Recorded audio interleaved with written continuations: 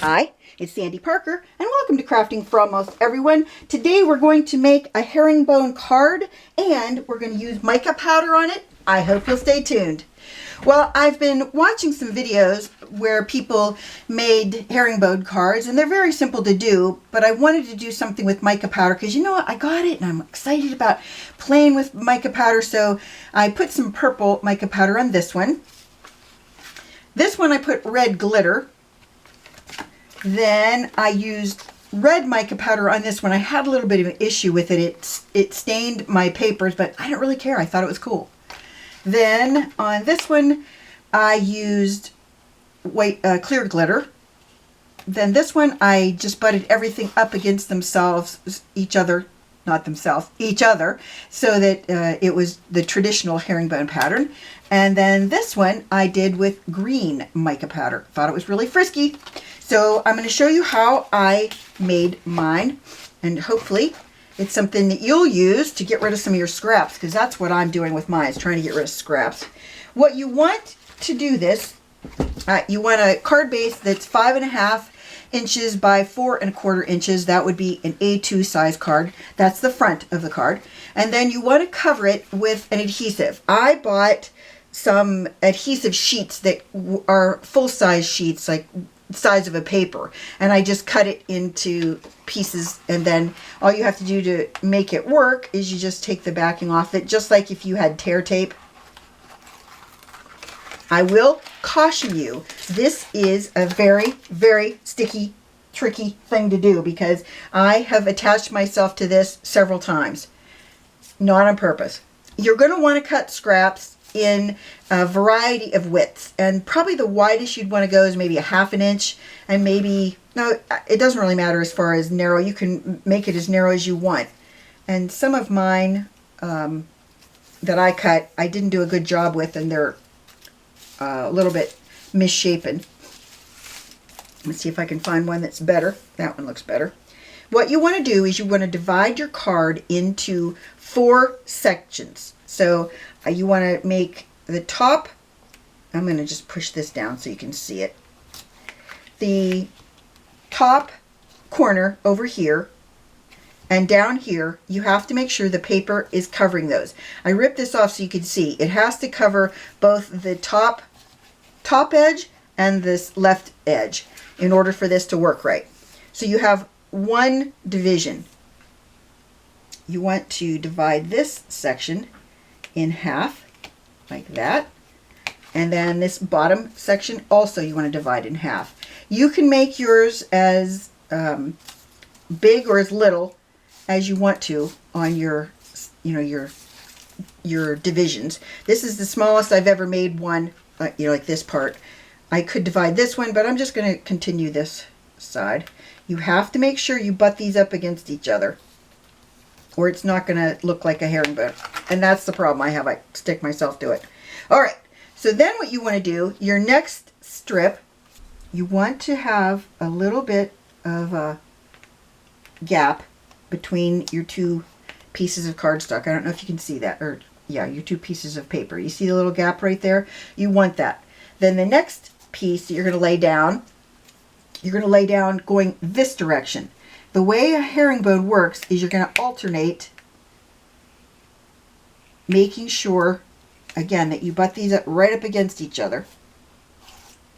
I'm not really that good at laying them down. Sometimes I go off wonky like that. That doesn't bother me.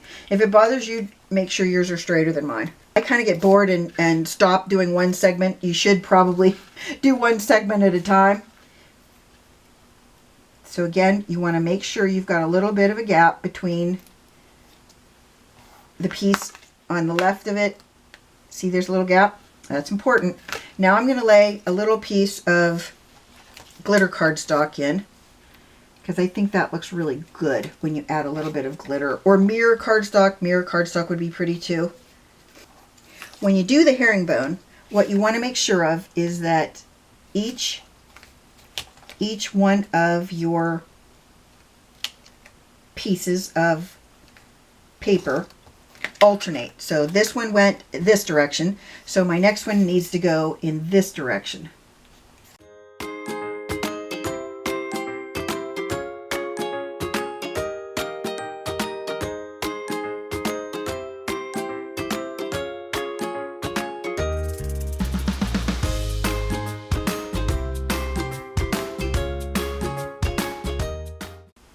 And when you get down to the bottom in this section, you want to make sure that you get a piece of paper that's wide enough to take up your whole gap.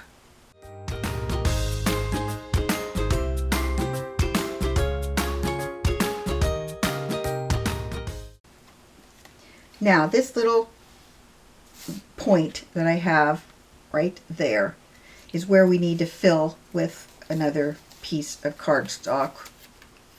So what I do is I just kind of tear off a piece, and then you want to place it. You still want to go in the same direction. So in this case, the last piece I put in is the one that points up this way. So then my next one will go in from this direction. So what I want to do is I want to make sure that I give a little gap, and then sorry, my hands are going to cover this for a second. So I have the little gap right there, and then this piece covers that whole section. Then we're going to do the same thing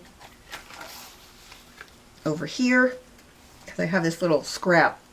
The nice thing about these cards is if you, excuse me, if you make a bunch of them, you can cut the backs or all of the edges off, and then once you go to make your next card, all you have to do then is use the scraps that you cut off.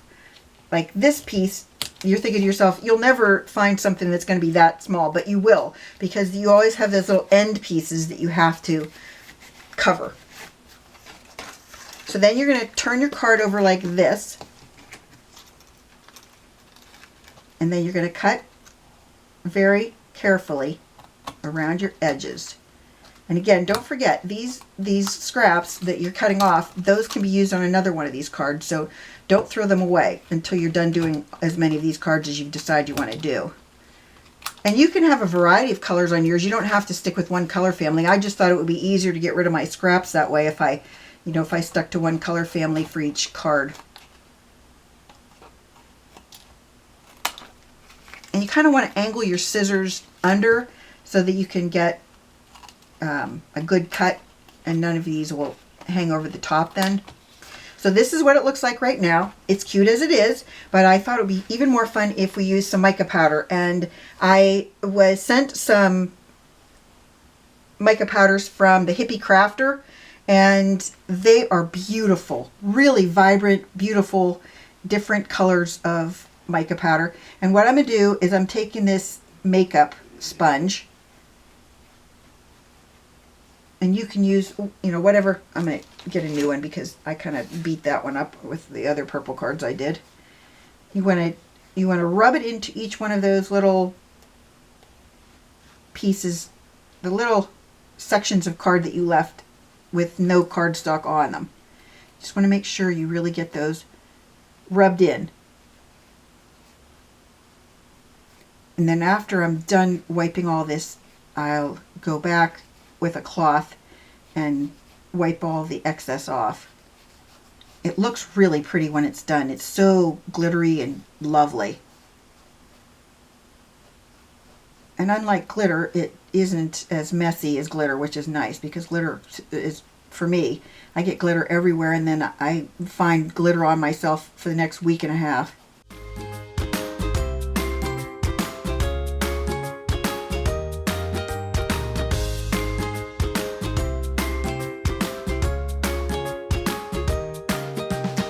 So the way I clean my cards off is I take my 1 teaspoon of baby shampoo in a container of water, and I'm just going to spray my surface first to get all of the mica powder off that.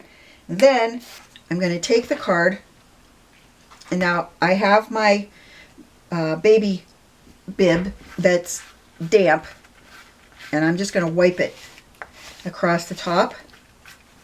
So any of the mica powder that's not adhered to our card will wipe off. It should stay on the sticky part, no problem. And if you get it on the back of your card, you can usually wipe it right off, which is nice. Alright, then I have some nice little stamps from Hero Arts. It's this little box. It's called Small Greetings. It's LL662. I've had them for a while. They're probably discontinued, but it's get well soon, happy birthday just for you. Thank you very much. Thinking of you and best wishes. So I put a happy birthday on white embossing ink on white embossing powder. That was hard to say. And the dies I use are old Spellbinders die that came in a monthly kit for small dies, and I don't know the name of it, and I couldn't find them on their site, but one of my friends sent them to me. Very lovely that they did. And I use them all the time. I keep them in a little dish right where I do my die cutting, so they're there and handy whenever I want to use them. So there is the happy birthday, and thank you very much, and another happy birthday.